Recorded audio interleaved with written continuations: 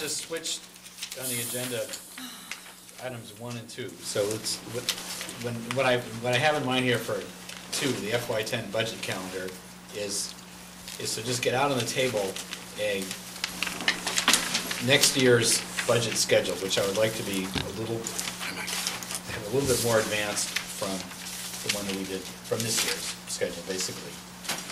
And Pat, you had some ideas for, I don't want to put you on the spot, but you had some ideas for how we could get into the swing of it in early January and have some sort of meaningful budget conversations a little earlier than we have traditionally had in the past. Right. Well, I think one of the things that we had discussed is, first of all, there's going to be either a meeting or an email conversation between you, me, Board of Selectmen, School Committee, chairs, calendaring how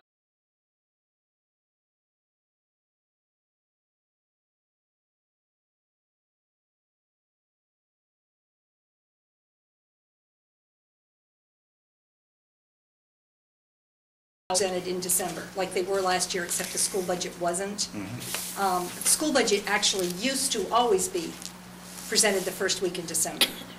And that slid when the town never made that date, and so we didn't want the budgets.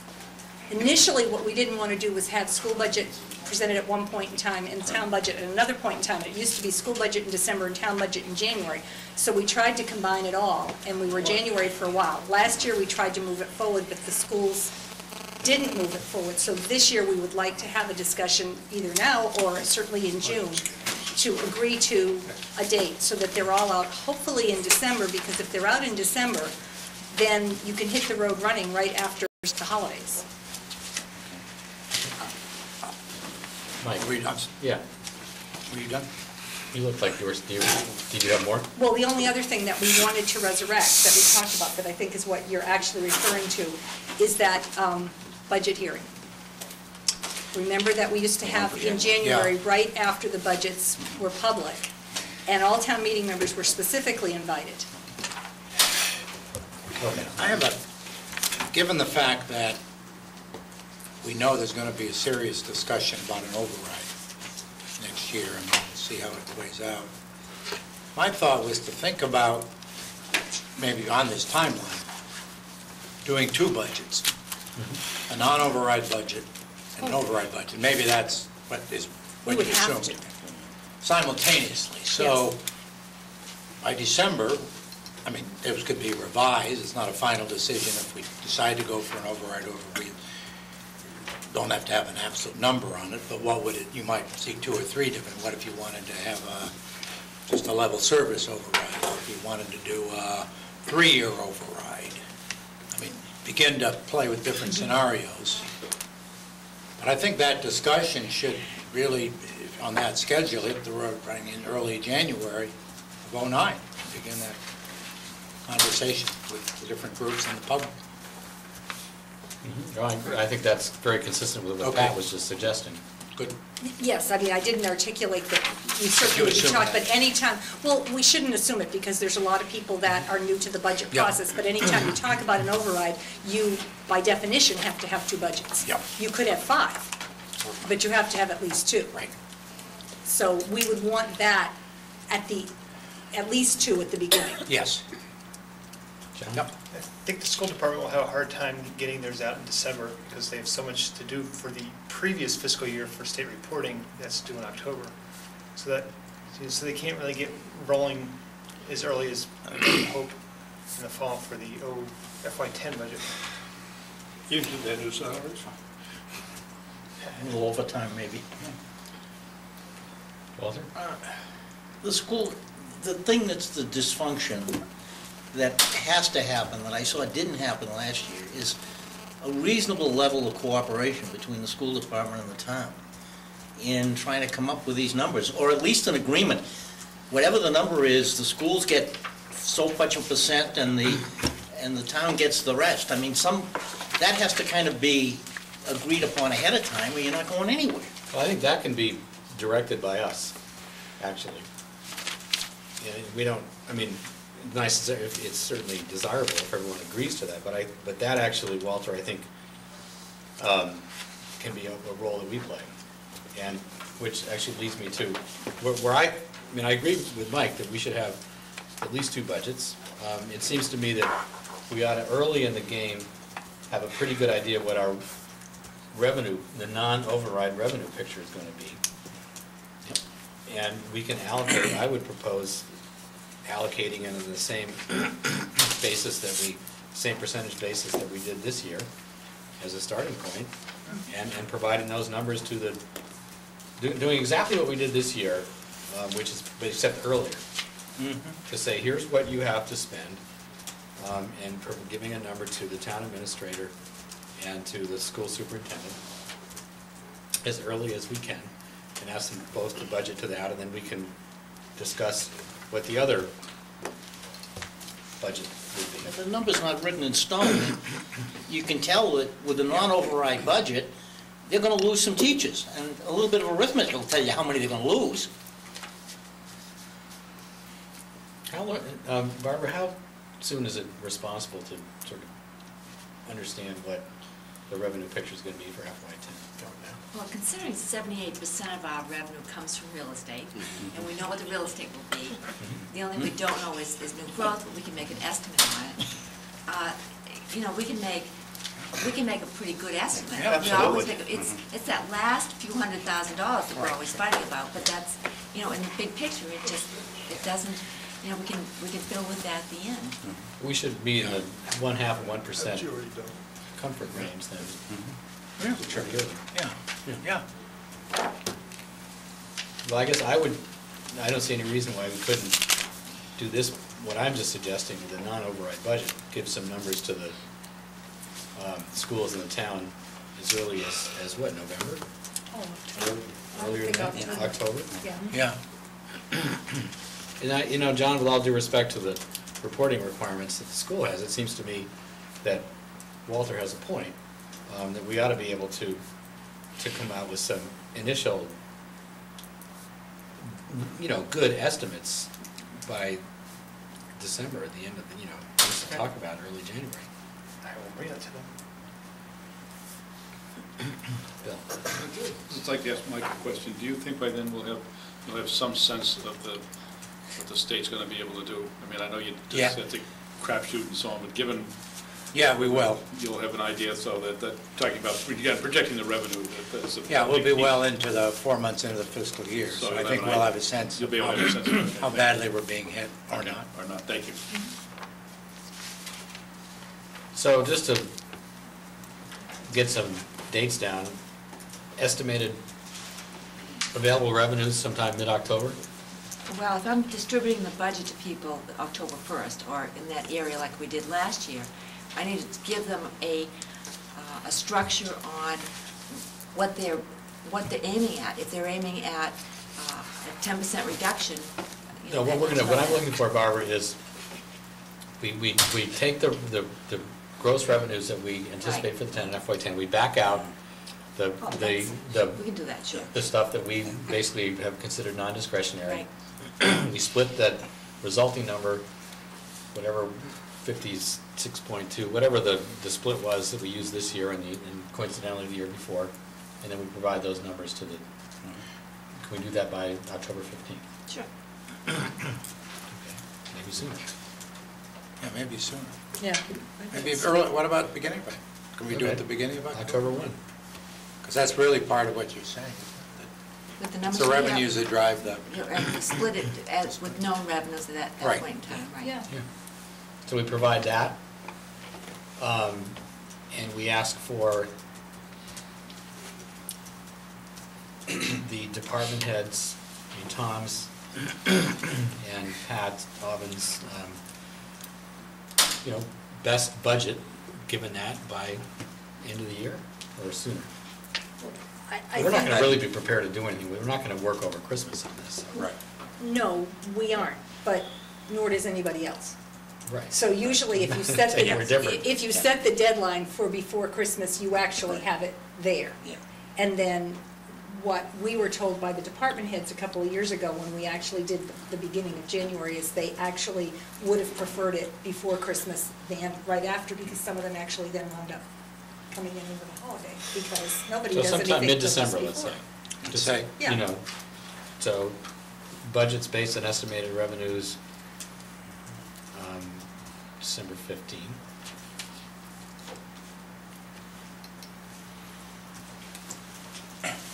We can refine this. Oh, yeah, in June, this is you know, just, after I everybody need to mulls look it at the over. calendar now. This is a two-pronged process. Nobody's going to be happy with a no override budget based upon the way we squeeze money year after year after year. The conversation ought to be starting at the same time as to the size of the revenue or the size of the override that we, by consensus, think is right. And the trouble with doing 6 different ones is the numbers get confusing and people don't know what to think about. I mean, this ought to be a compromise that people start to think about in terms of its ability to pass and how satisfactory it's going to be to the various people that spend money around here. Well, I certainly don't think we should have 6 different budget proposals. There will be, this is going to be a conversation. I think it's easy to look at the non-override revenues and to budget to that. Yeah. I mean, that's a number, it's going to be fixed within a very small range. And no one, you're right, no one's going to like the result, but it's something that we can get out on the table pretty quickly.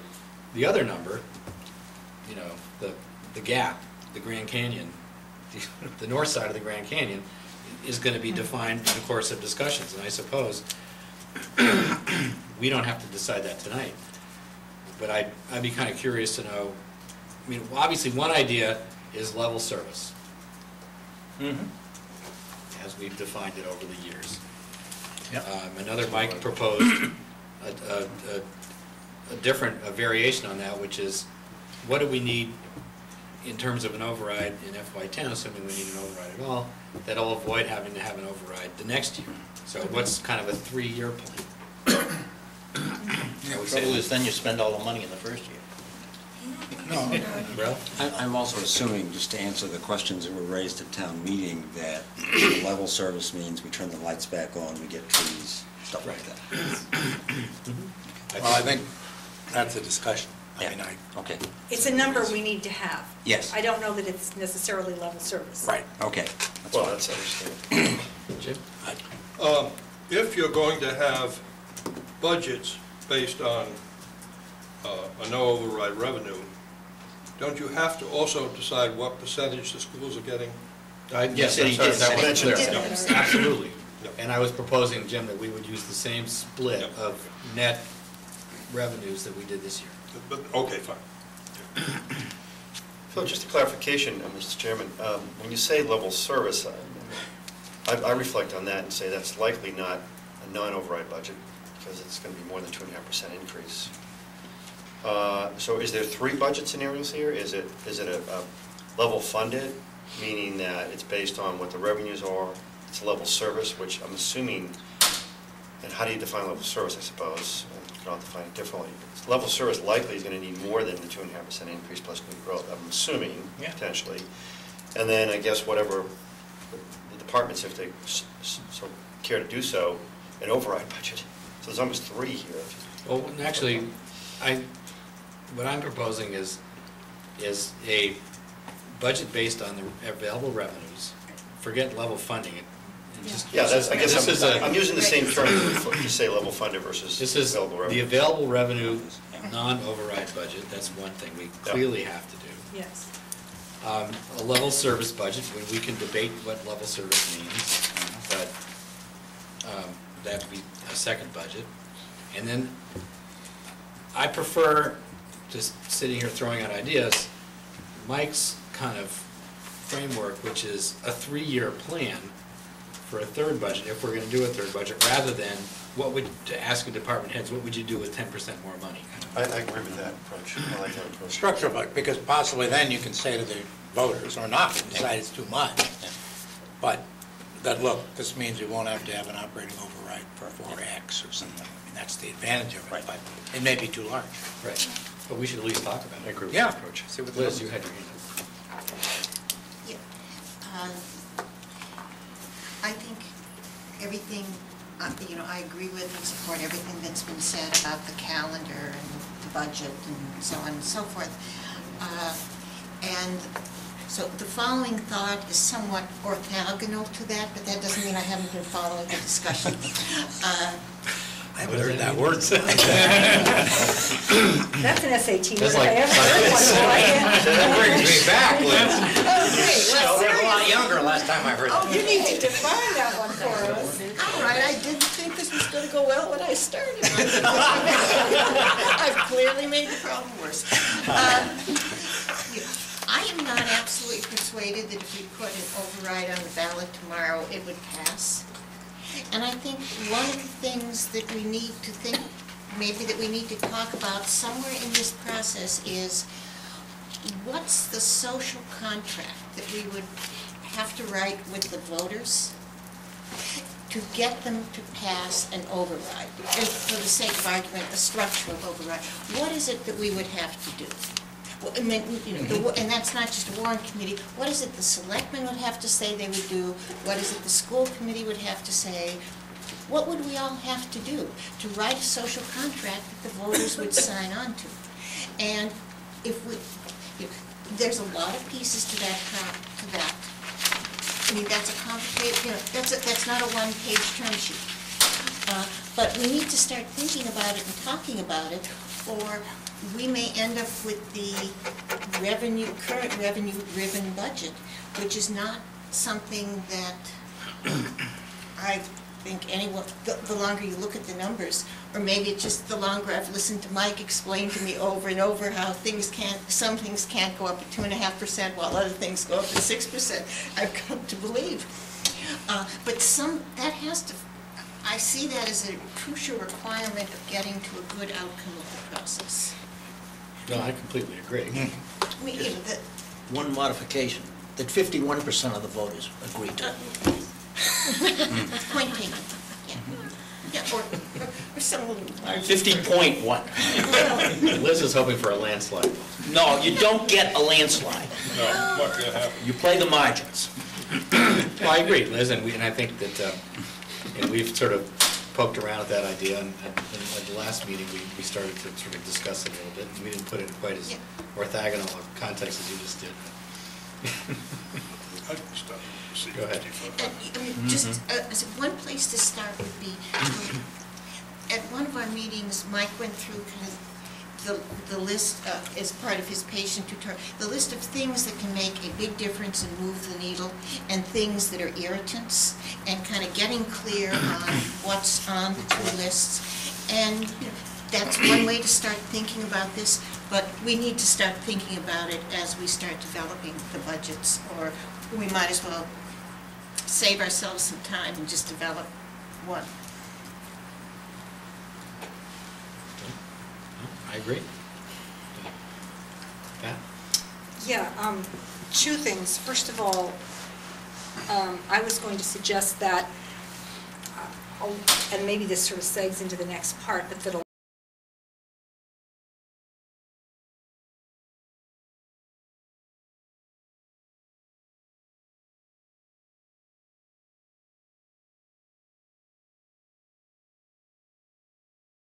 is, I've gone back for the past 6 years, when we've had those sort of discussions about summer projects and then what's come of them, or what our thoughts were. And I thought if I just put them all together, and what we used to do every year actually it was at town meetings, we used to hand out to town meeting members the list of what we had looked at, why it had moved forward, why it hadn't moved forward, why we had discovered something was a good or a bad idea.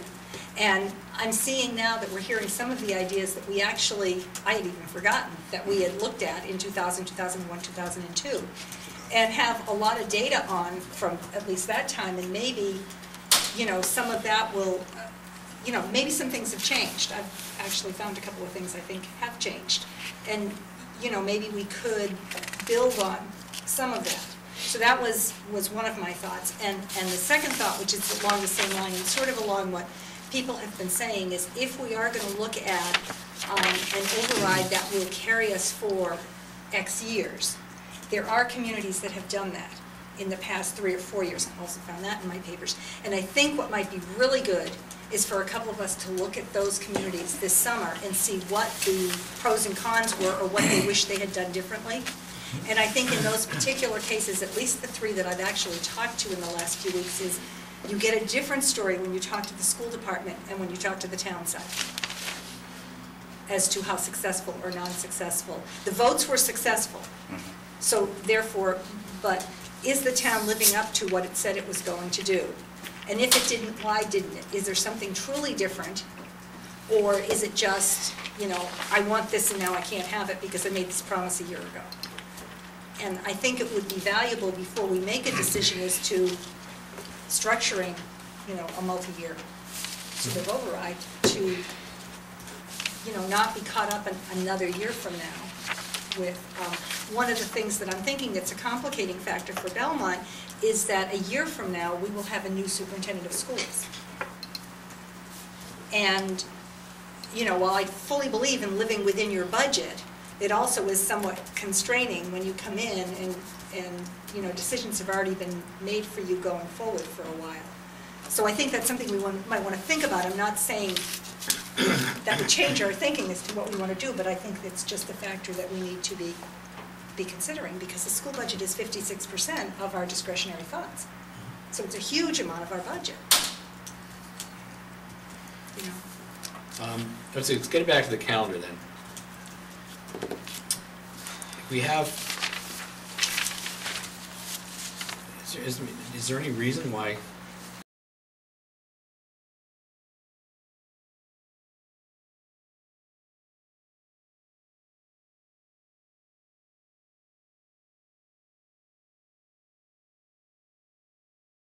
Structural service. well, we need to, right, clearly we have to do that. We don't have to do that tonight, but level service, we can, you know, we ought to be able to come up with. When they do level their service. budget, they know what level service is. Because if they're gonna do available revenues, they're gonna cut something Right. in order to meet the revenue. So they obviously know what level service is, right? Well, level services are providing the same service, it's not particularly getting to a target number. Correct. So we don't cut to meet a target number. If we have a cap, then we cut. But that's not level services, because we're cutting like we did this year in order to meet a reduced services based on a number. Right, but it should be relatively easy, not a huge exercise to come up with a level service budget. Oh, right, Right. exactly. That's what I was trying to say. Reduced service is much more work. Reduced service takes you time. Much more work, yes.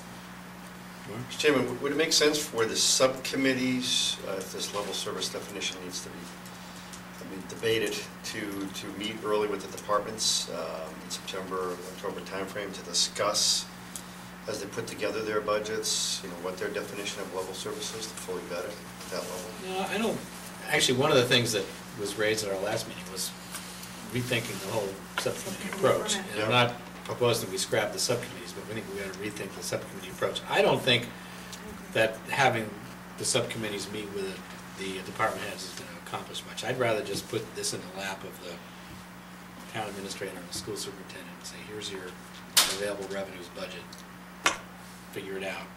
And in terms of level service, I think as a committee, we can define what we think that means for the town and the schools, and let them figure out what that budget would be. So that's what, and I think we ought to, maybe we won't change the subcommittee structure at all, but enough people have suggested we rethink it, that it's worth talking about. Yeah, I think that's a good idea. So can I make a comment on that? I understand what you're saying, but having been through this process for quite a while, some department heads kind of like the idea of bouncing off warrant committee members, things that they're going to have to cut to get to the level service, because we talked about the street lights, for example, is that or is that not? You know, I think just having some things, some people that bounce some stuff off before they, has been helpful to them. Now, you... Bill, I don't mean to preclude the possibility of a subcommittee meeting with a department at all. If that's natural and will help the process along, and I'm all in favor of it. I was saying in all cases, but in some cases it has. Sure. Because level service really is reduced service. I mean, and they're going to have to cut some things out because the same number of dollars are not going to buy the same services next year that they bought this year. You're into the Are you- middle of the are you definition trying of to level level service. fund? No, yeah, you don't absolutely. mean level Fund. services, reduced service. No, I'm just saying that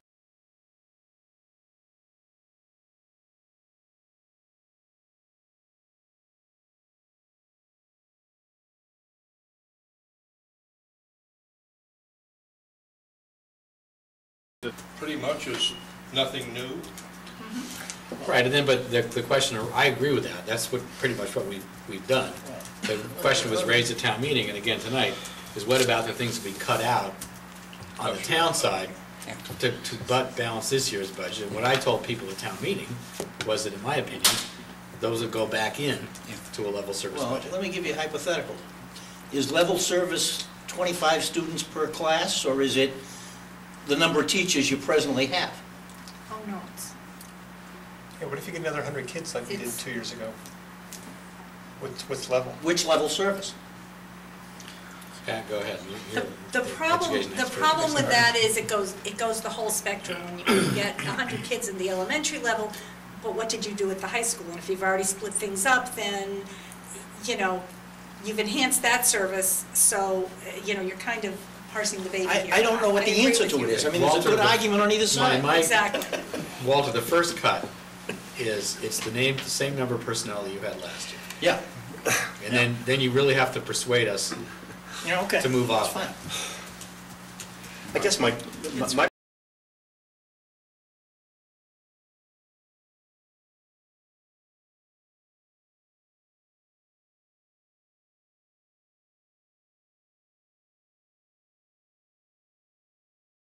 back to this, what core services are, what type of services do the police need to deliver annually? And sort of work through that in a subcommittee discussion, because the line moves every year.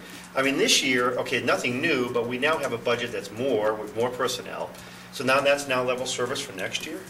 And so it's not sustainable.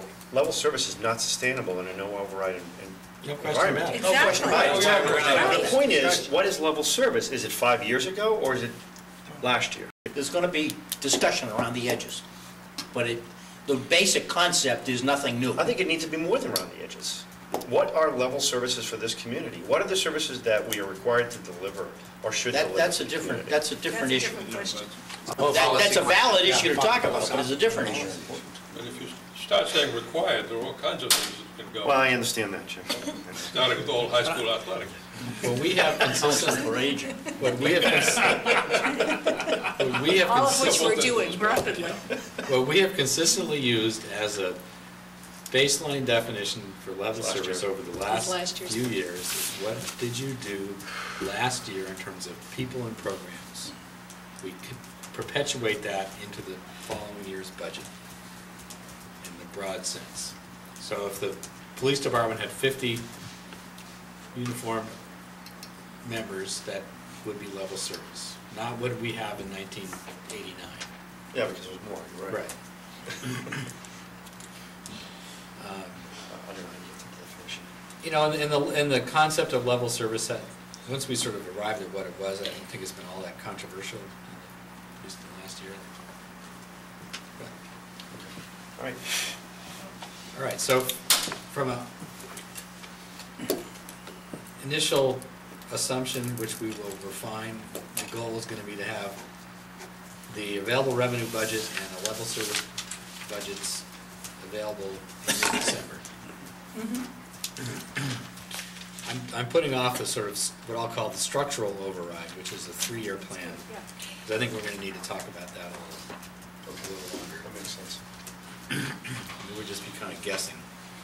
And so, then we can refine the dates that follow for mid-December. I think we need to get that done tonight.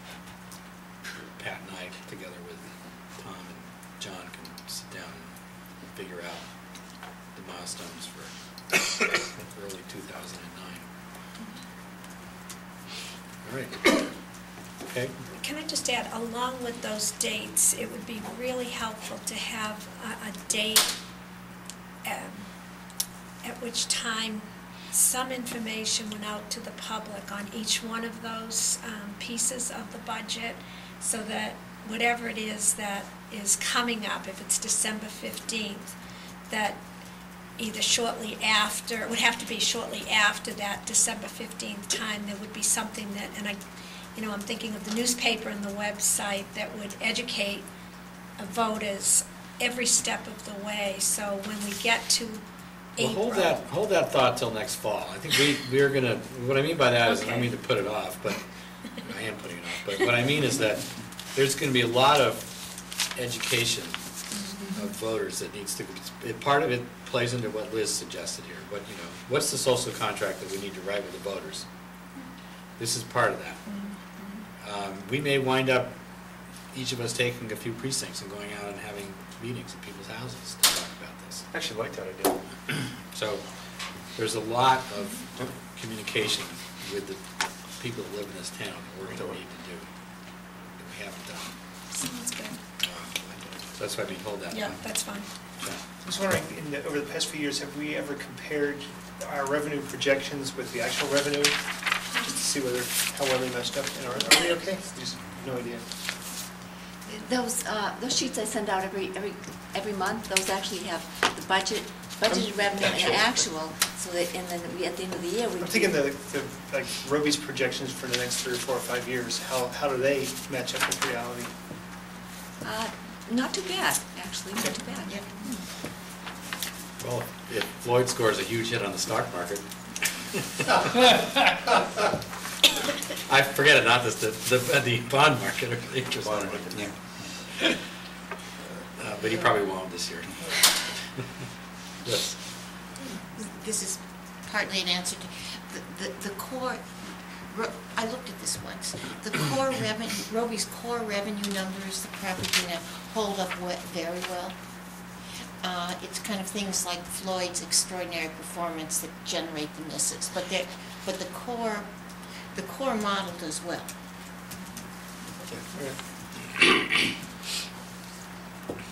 Okay. That's we'll move on that assumption. Summer projects all sound a lot better in the end of May than they do in August if we haven't done it yet. Is my experience. But I'm going to pass out the list that Barbara came up with from what we talked about at the last meeting.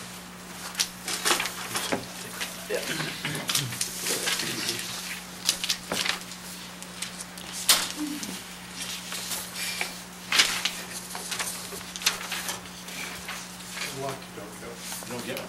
You're lucky. I don't do There's it some in summer. coming around here. There's more coming, Bill.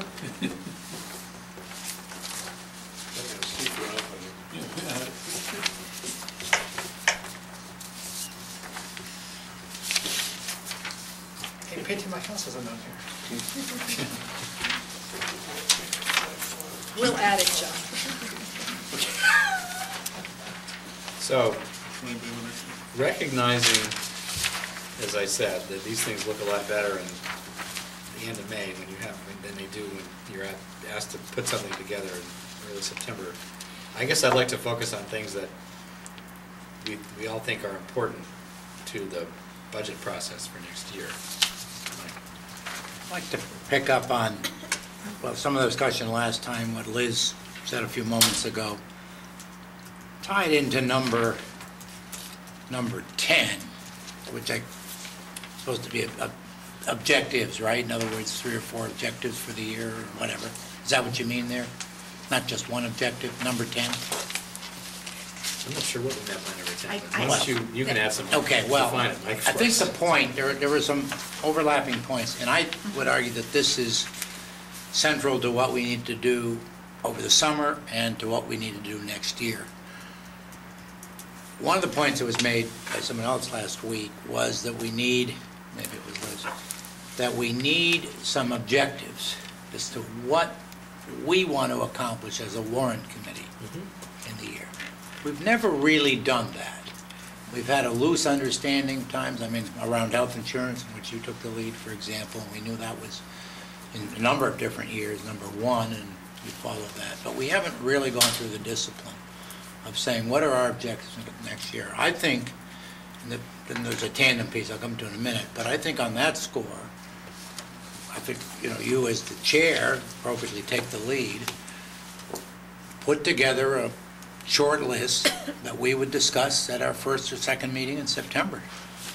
And try to, maybe at the first meeting, and then use the second meeting if we need to, and to try to get some consensus about what we want to accomplish. Now, the Let me just, Yeah, Liz made 3 points last, at least as I wrote them down on this. One was developing and elucidating budget choices. Another one is coming up with good models for developing a budget. And the third was defining things we should fix before we ask for an override. well, let me pick up on... Those are all 3 things that she mentioned. Right. The third one was the one I was going to, and which she just mentioned earlier tonight, which I think is the critical piece. And relates, I think, very much to our agenda, because I think we're in the business of making significant changes, not paper clips. And so I think our objectives are going to tie in to the point that Liz made a few moments ago, which is, what do we need, and you probably articulate that better than I do, but what do we, as I here think about it? There are 2 pieces to this, probably at least. One is, what do we need to do to persuade the voters that we've been serious about reining in costs in a variety of ways?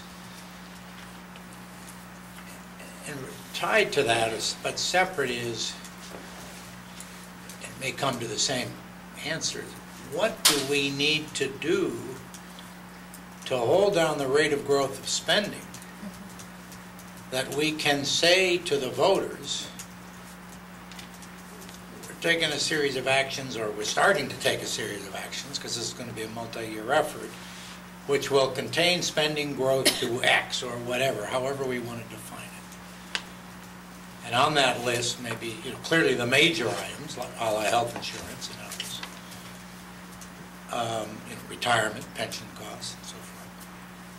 And that may also be a way, and then related to that, more the first point than the second, would be the irritants, police details, for example, as one of the irritants. And, I mean, saying it for me, I'm not saying that's a conclusion, I'm saying I'm giving that as an example. So, that's what, it seems to me that, and Liz, I don't know if I've said it the way you would think it,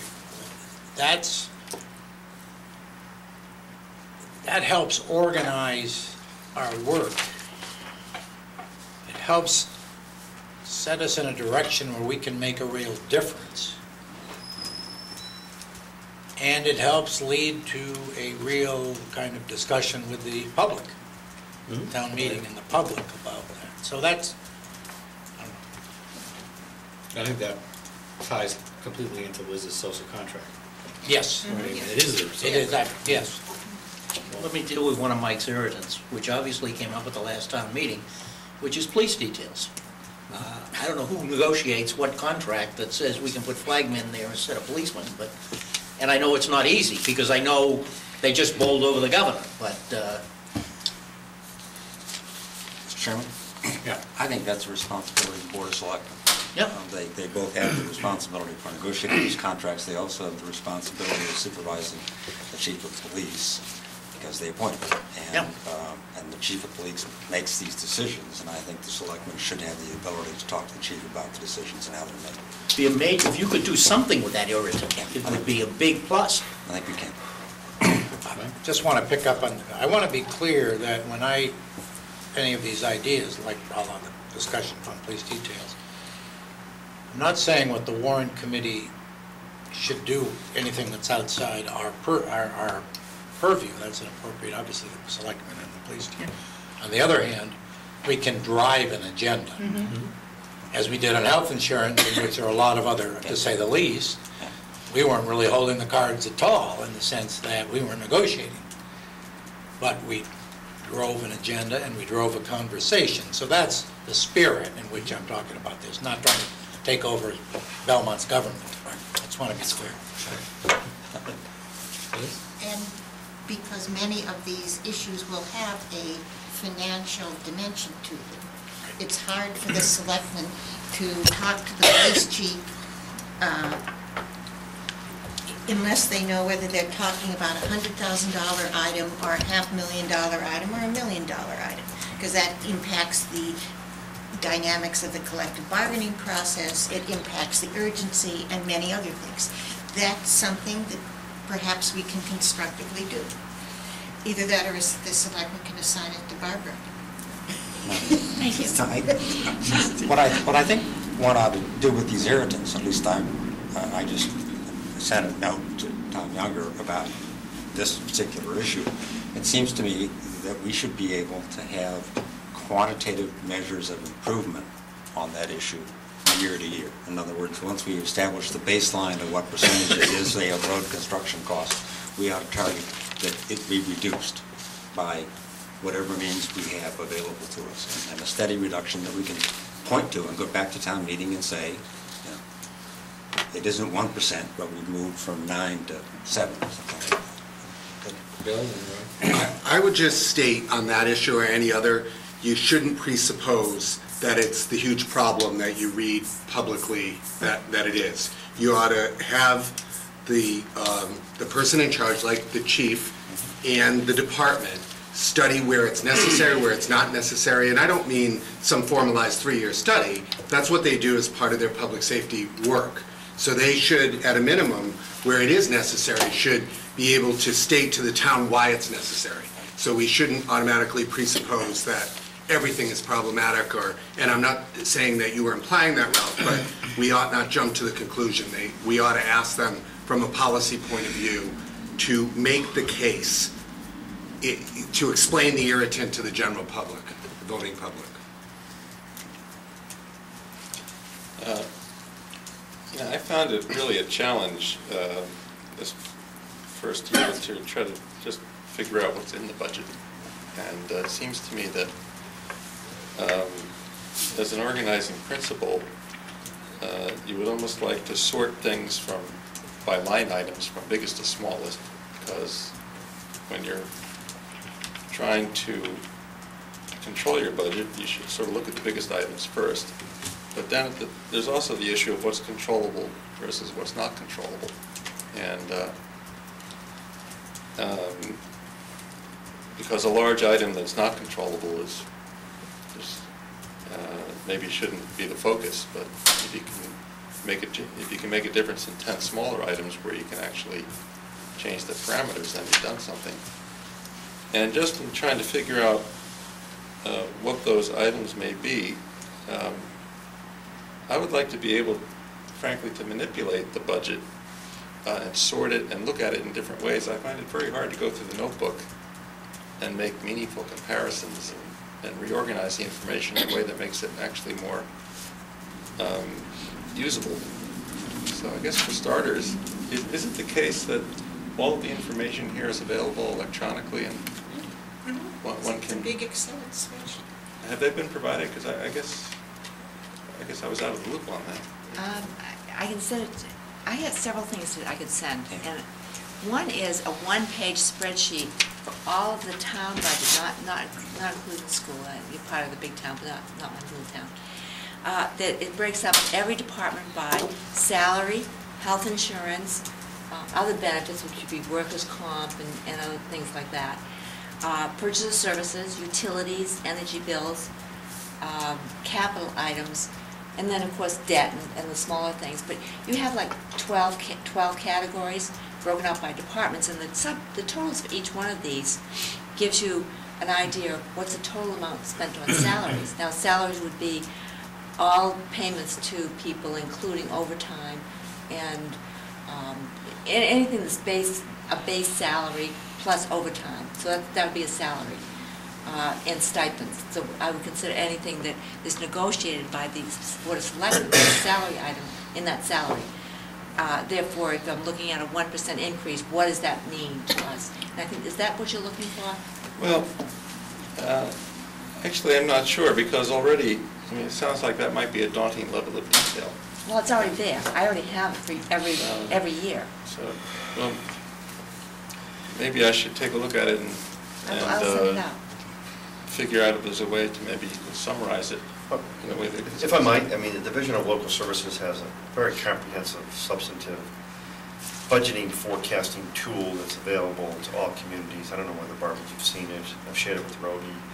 You sent it That around. has a lot of, what's that? I have a copy of that. Yeah, I mean, it just has a lot, if you go to DLS, you can see it. I mean, it has a lot of the, sort of the what-if approach that I think you're suggesting here, which I would like. What if we did this? How would this impact? Once you've loaded in all the data, you can do forecasting tool for multiple years. Barbara, I don't know whether you've looked at that, because that's probably more comprehensive and functionality is probably greater than what we currently have at the Excel level.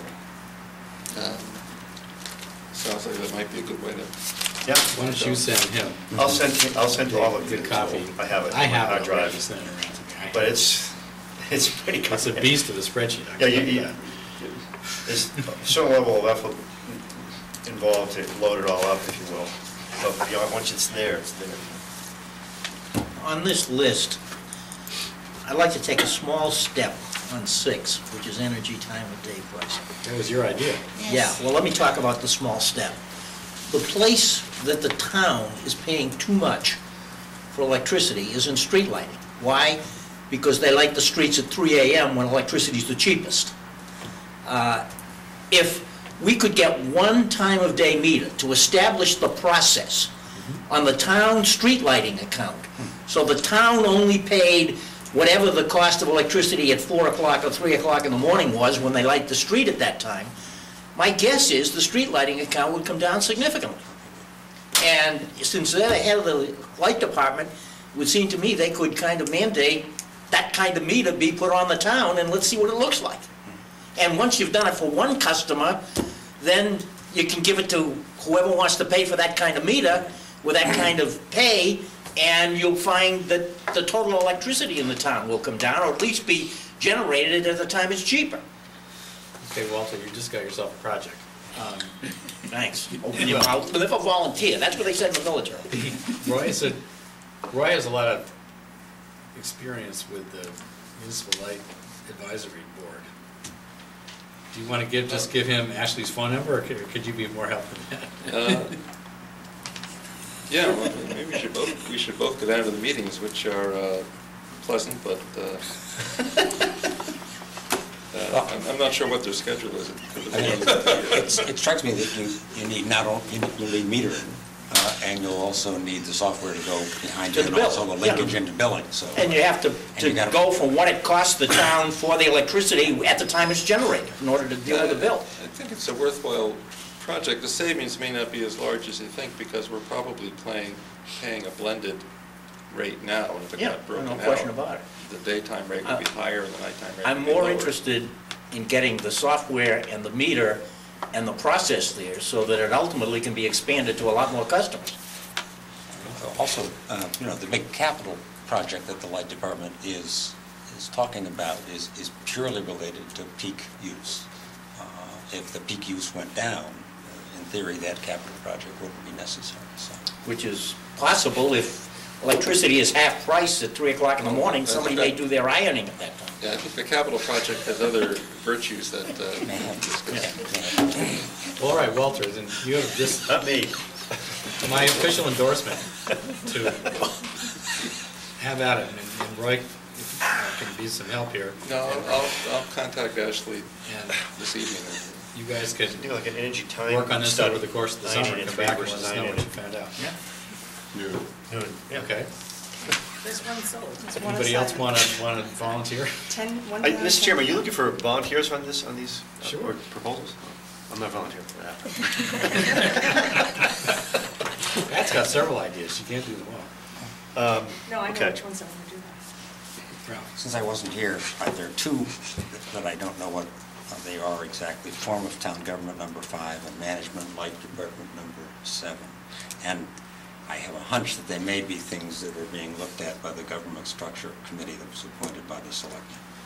So Well, I the think form I of can town tell you government if you thing, can explain. Bill raised that Okay. as a question whether we should be continuing with the current form of town meeting, board of selectmen, that kind of thing. I actually am not excited about that as a summer project for the warrant committee, because I don't think it speaks to the budget at all. I think we need to focus on next year's budget. I think the answer, Ralph, is that Angelo said that there was a group that was formed that was looking at that. And it'll also deal with the management of the light department as well. So, Yeah, I think he did mention that. Okay.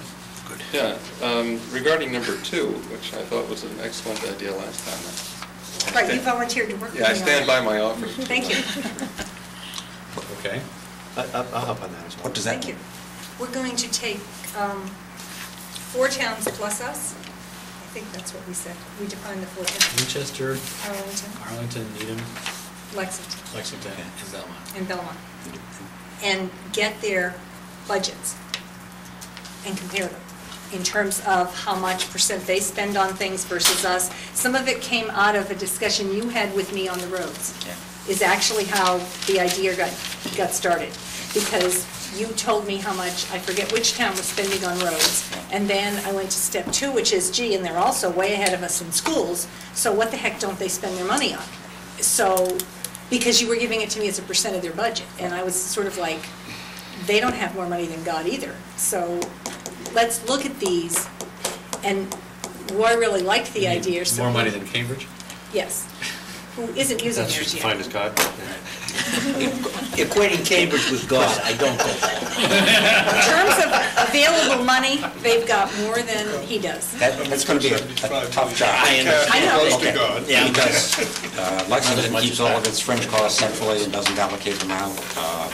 And that's Capital what's, budgets are very differently structured in all these towns. I have capital budgets from Arlington and Good. Lexington, and I actually now have talked to Arlington already. Their budget is apparently all online, so we can get anything we want online.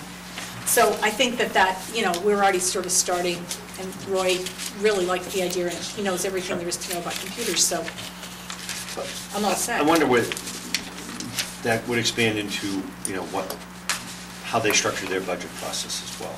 Sure. 'Cause it'd be helpful to understand, whether they have best practices or whether there are best practices in the budget generation process. Sort of ties together with item 9 potentially. I see that as an approach that we have historically taken, and you guys have more experience than I do on that, but is there best practices? How do other towns do that? Do they establish budget priorities early on? That's what. If you're doing that, I think particularly looking at Lexington would be very interesting because they spend, 10 or 15 nights at town meeting debating the budget. Wow. We do ours in an hour. Oh, and Arlington goes Yeah. weeks Yeah. on end. I forget how many weeks they're into now. Necessarily not a Yeah, lot. that'll be interesting. Oh, they spent one night on 2 nights. Mike is saying, forget Lexington. I spoke to Al Put in Tosti. Ashburnham. No, Al Tosti last week was Yeah. all over Arlington and what they were doing, and he was beside himself at how long it took to get through one article. That's been true for years. I know, they start Where's when this we now? start, and they go into June, and so they meet every week. We've got Roy, Mark, and Pat on the Yeah. town budget comparisons.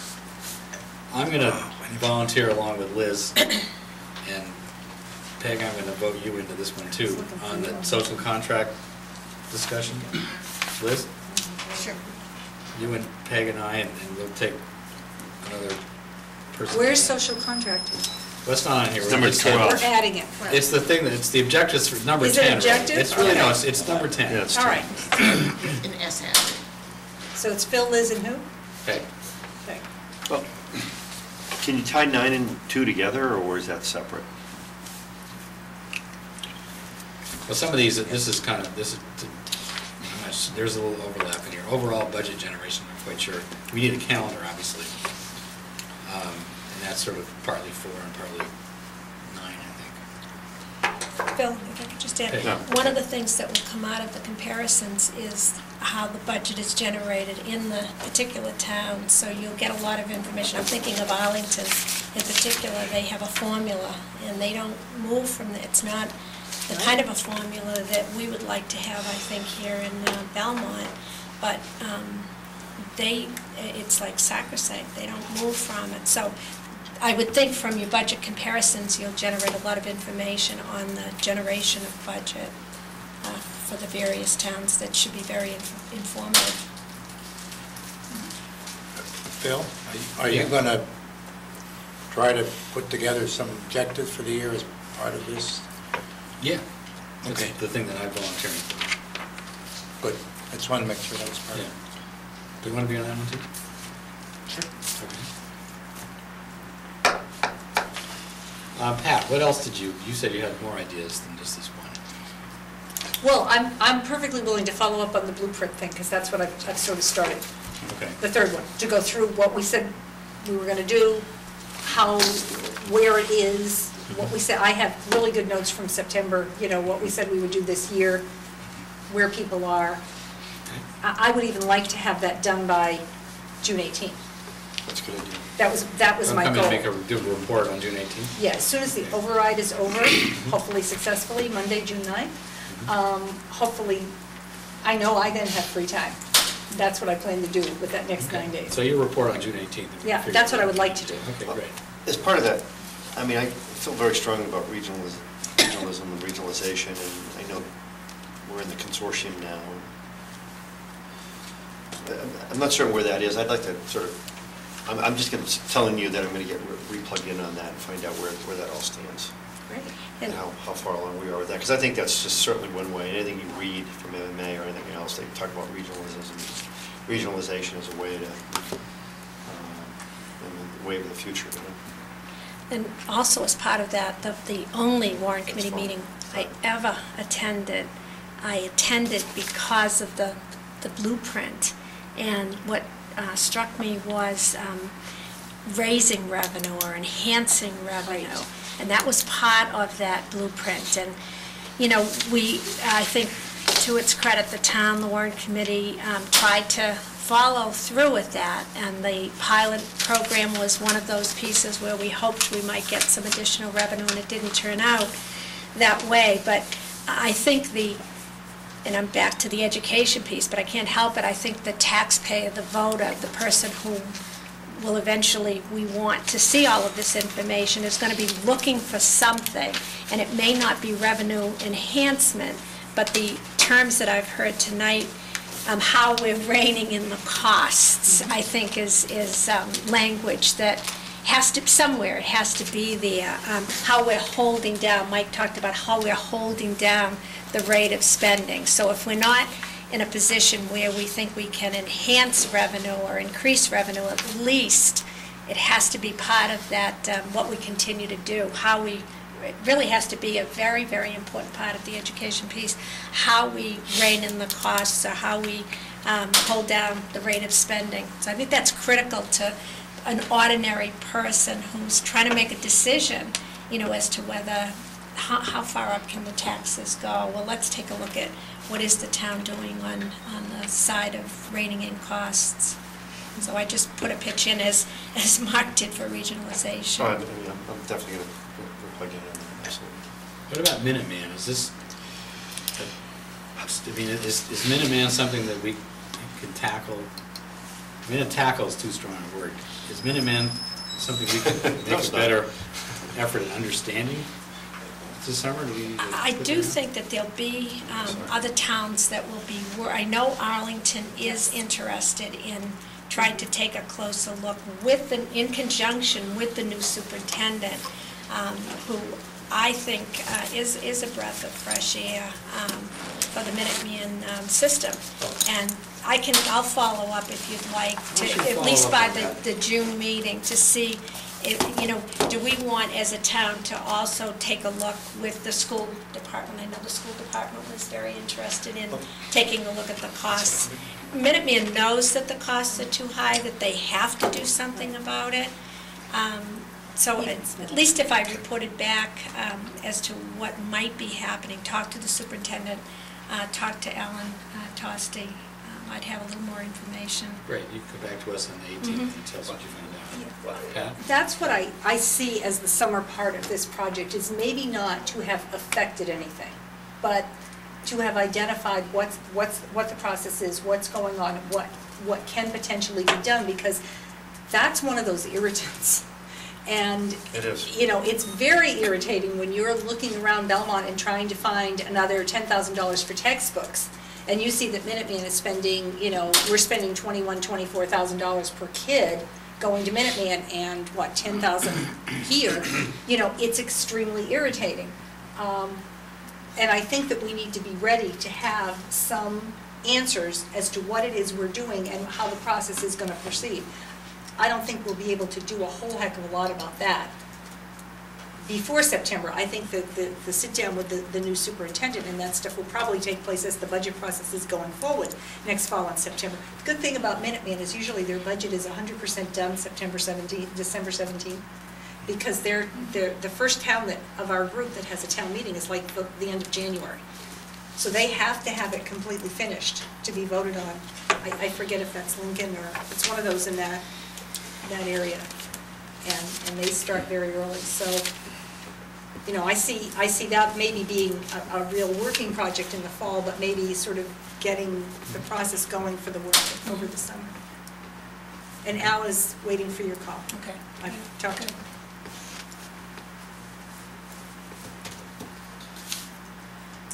Heather?